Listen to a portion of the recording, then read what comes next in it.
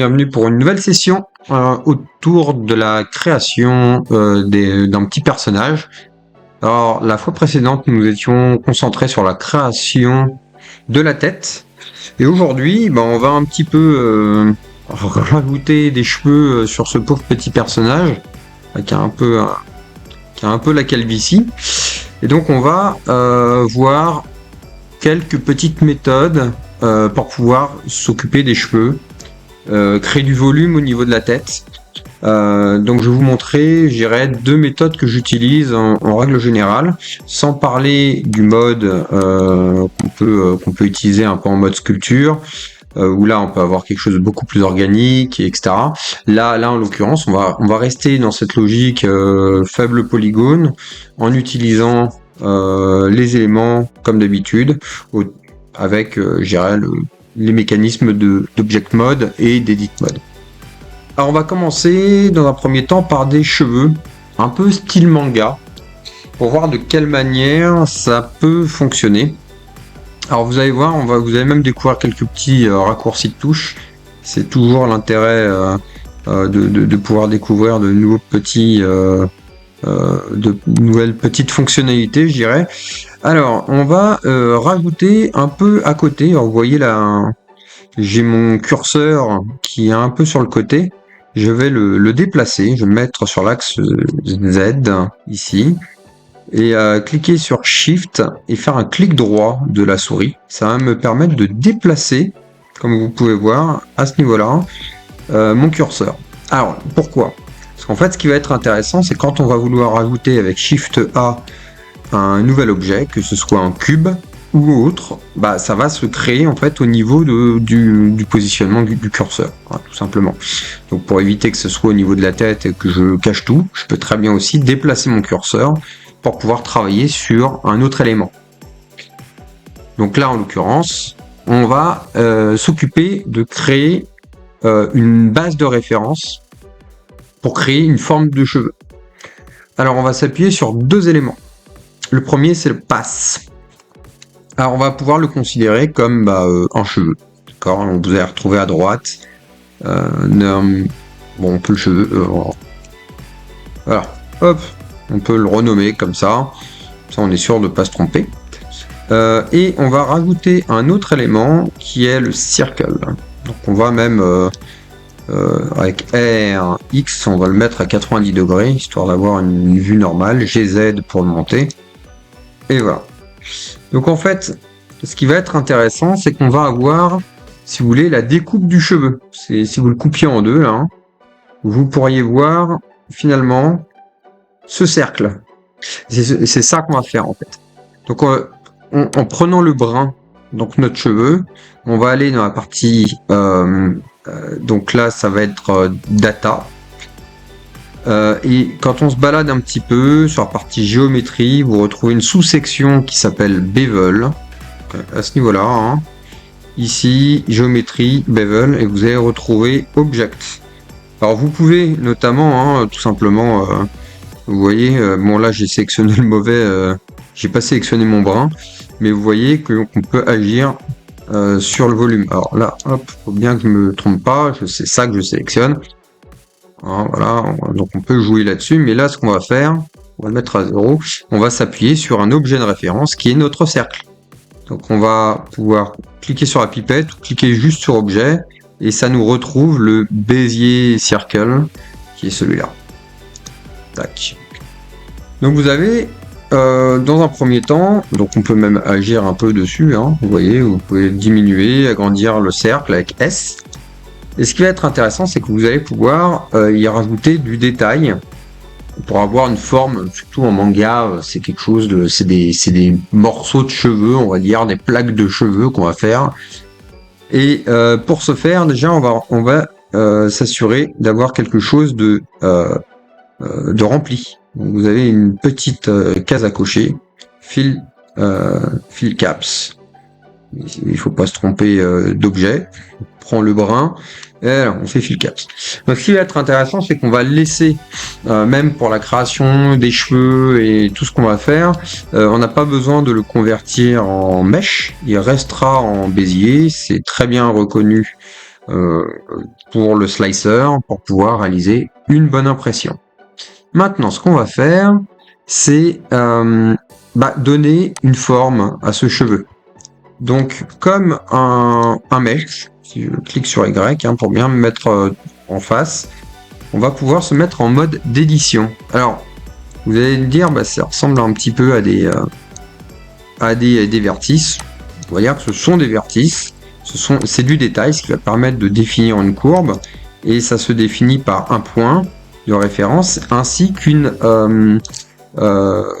une zone d'étalement qui va en fait donner déjà une indication du niveau de courbe, donc de l'influence. Voilà, je vais retrouver mes mots, de l'influence de ce point par rapport à la courbe.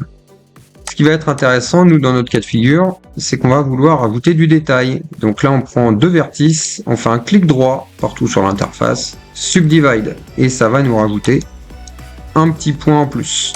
Idem, on va le faire en dessous, on va le faire à peu près partout, histoire d'avoir quelque chose de... voilà, sur quoi on va pouvoir travailler. On va pouvoir aussi en rajouter ici. Subdivide, voilà, donc là on est bon. Et donc pour un cheveu, en règle générale, ce qu'on fait, c'est qu'on va avoir quelque chose, je retire ça, on va avoir quelque chose de relativement plat, on va dire, qui va correspondre à ce qu'on va plaquer sur la tête de notre personnage. Et ici, ça va ressembler à notre cheveu. Alors, on peut déjà le voir, hein.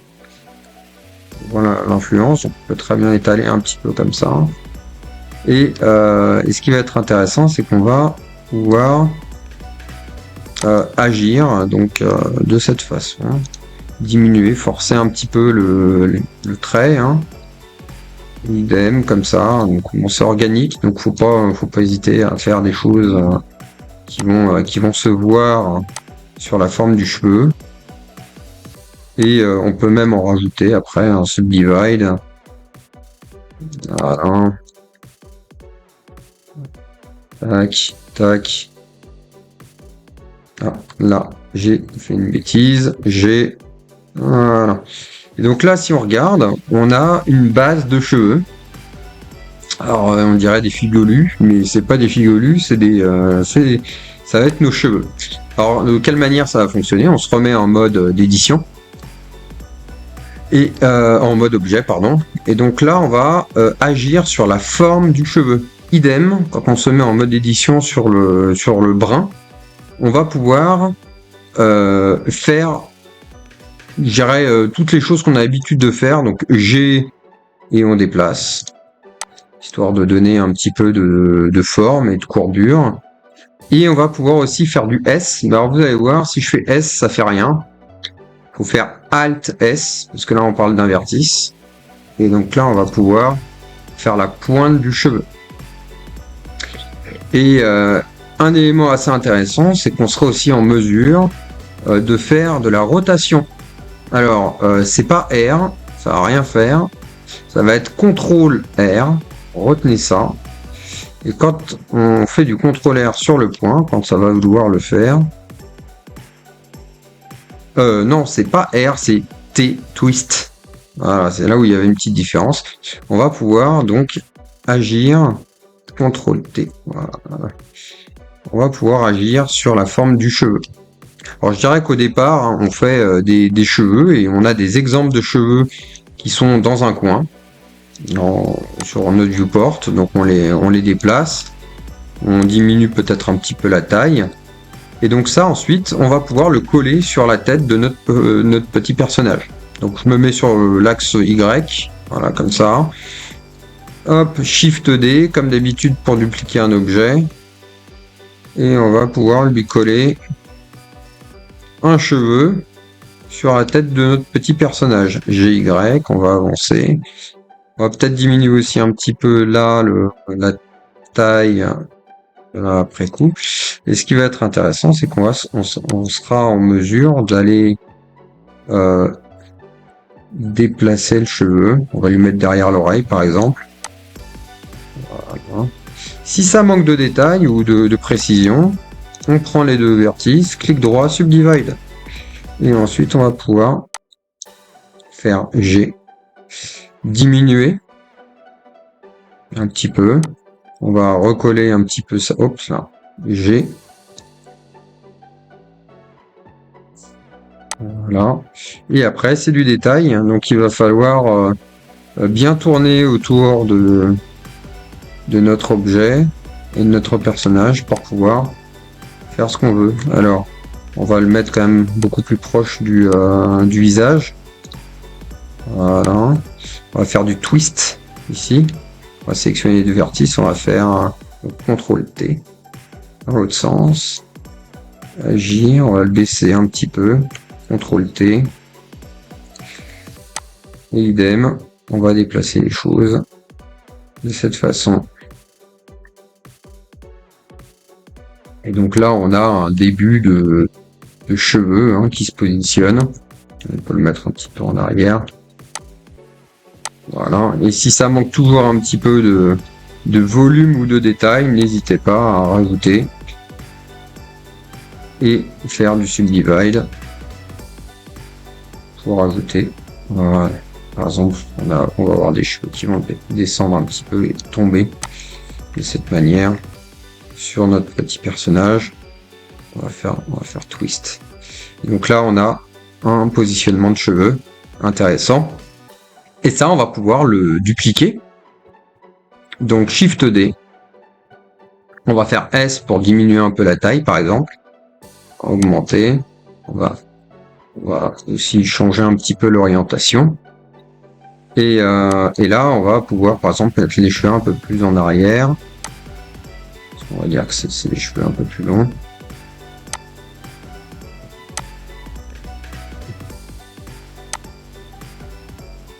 On va faire du twist. Bref, on sera en mesure de fournir des mèches. Alors, vous voyez, là ça se chevauche. Ce que je conseille pas, en règle générale, pour avoir quelque chose de propre, il faut faire en sorte que ça se voit pas. Voilà, par exemple, là, on a quelque chose de plus propre. Donc, c'est du détail, c'est organique. Donc, il va falloir faire cette opération à plusieurs reprises. Aussi faire des petites mèches de cheveux. C'est à vous de voir la taille et le volume que vous voulez donner à votre petit personnage. Mais par exemple, là aussi, ça, il va falloir faire du twist. Ou sinon, on va rajouter un petit peu de détail. Et on va le mettre à l'intérieur. GZ. Voilà. Et ça, on augmente un peu la taille et le volume. Voilà. Et donc ça peut se dupliquer aussi. On se met sur l'axe Z. On fait, voilà, Shift D sur l'axe X, par exemple. On fait CTRL M sur l'axe X. CTRL M, donc ça permet en fait de faire du miroir. Et donc ça nous inverse l'objet. Donc là, on va avoir notre petit personnage, où là bien sûr pour avoir quelque chose d'assez intéressant, va falloir changer un petit peu la forme, les mettre un peu plus au niveau des yeux, pour que ça puisse ressembler à quelque chose d'organique. Il ne faut pas que ce soit symétrique, loin de là, pour avoir quelque chose d'intéressant. Voilà. Et donc là, on va être en mesure de créer des cheveux. Alors bon, j'ai pas complètement tout fait, mais ça permet de manière assez simple. Alors, bien sûr, derrière, on va pouvoir s'amuser à faire des choses, mais au moins, on va pouvoir faire des choses de cette manière. Autre possibilité pour pouvoir créer des cheveux, ou créer une base pour les cheveux, on va pouvoir utiliser la tête, se mettre en mode édition sur la tête. Et là, on va faire le contour de ce qui, pour nous, va correspondre à la position de notre cheveu. Au moins du cuir chevelu. Voilà. Donc là, on sélectionne tous les éléments. Pif, paf, pouf. Voilà. On duplique. Donc Shift D. On appuie sur P. On laisse la sélection. Elle est toujours active. On clique sur sélection. P pour separate. Et ensuite, on fait la sélection. Donc ça veut dire que là, ce qu'on a fait, c'est qu'on a dupliqué et on a créé un nouveau mesh qui va correspondre aux cheveux. Donc on va, hop, l'étirer un petit peu, donc l'agrandir avec S. Et on va y mettre ensuite de l'épaisseur. Donc on va sur les modifieurs, on clique sur modifieur et on va faire solidify. Donc à ce niveau-là, on va pouvoir rajouter de l'épaisseur. Vous voyez là, c'est carré, c'est pas beau. Pourquoi? Parce qu'en fait, on va retrouver plusieurs modifieurs qui vont s'appliquer dans un sens bien particulier. On a du miroir, ce qui permet d'avoir quelque chose d'identique de gauche à droite. On a le petit logo qui est la subdivision de surface pour avoir une surface propre, comme vous pouvez le voir. Donc c'est ce qui adoucit. Et ensuite, vous avez le Solidify. À savoir, c'est que vous pouvez inverser par exemple le Solidify, c'est que vous, si vous mettez le Solidify en premier, la subdivision de surface va adoucir les bords. Tout simplement. Donc l'ordre des modifieurs a une importance. Donc une fois que ça c'est fait, pareil, on veut donner un petit côté organique à la chose et pas symétrique complètement. On applique ce modifieur de la symétrie et ensuite à vous de voir pour voilà, mettre quelque chose d'assez sympa. Alors ce qui est sympa là, le fait d'avoir dupliqué le mesh à partir donc le cuir chevelu, de l'avoir dupliqué, on a quelque chose qui colle parfaitement à la forme de l'objet. C'est là où on gagne du temps. Il y a dû y avoir une petite erreur. Voilà, donc on va retrouver ça. Et ce qui sera intéressant, c'est que vous pouvez bien sûr tout redéplacer, tout réaligner comme vous le souhaitez. Un peu comme les petits personnages qu'on peut retrouver dans les jeux vidéo. C'est exactement de la façon dont ça fonctionne. On va pouvoir donc y mettre de la surface. Pourquoi pas y mettre derrière, alors GG, histoire de bien remettre les choses en place, et faire une couette, donc une queue de cheval. Donc là, vous pouvez faire E. Alors, vous voyez, c'est carré, c'est pas beau. Ce qu'on peut faire, hop là, si je reviens ici, sur votre sélection, on fait un clic droit, Loop Tool, Circle. Alors bon, après là, on peut arranger un peu les choses. Je fais R pour faire de la rotation. Donc bon, c'est pas le plus exact et le plus beau, mais ce qui va être intéressant, c'est qu'on va pouvoir utiliser ça, faire même du insert, voilà, histoire de, et on va pouvoir y faire un petit chignon par exemple. Voilà, je refais une extrusion.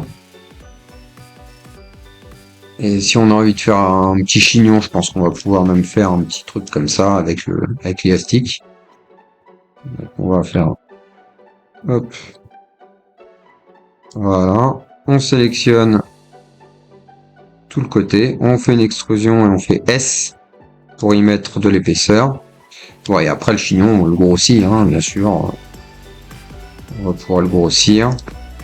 On fait CTRL R pour une loop cut. GG pour le déplacer un petit peu, S pour grossir un peu les choses, et on va retrouver un petit chignon pour la madame. Bon, après on le met où on veut, mais au moins ça permet de voir deux méthodes de création de cheveux, en passant par de la curve et en passant par des mèches de cette façon. Et bien sûr avec les mèches, libre à vous de rajouter du détail. Vous pouvez bien sûr augmenter le volume de cette façon. Si vous voulez faire une raie ou avoir des choses un petit peu disparates pour voilà, que ça ressemble à des choses intéressantes. En quelques petits mouvements, on arrive à avoir des courbures suffisantes d'ailleurs pour comprendre ce que c'est. Voilà pour cette petite session de mise en place de cheveux sur un personnage. Et pour la prochaine session, on verra très certainement le reste du corps. Voilà, merci beaucoup et à bientôt.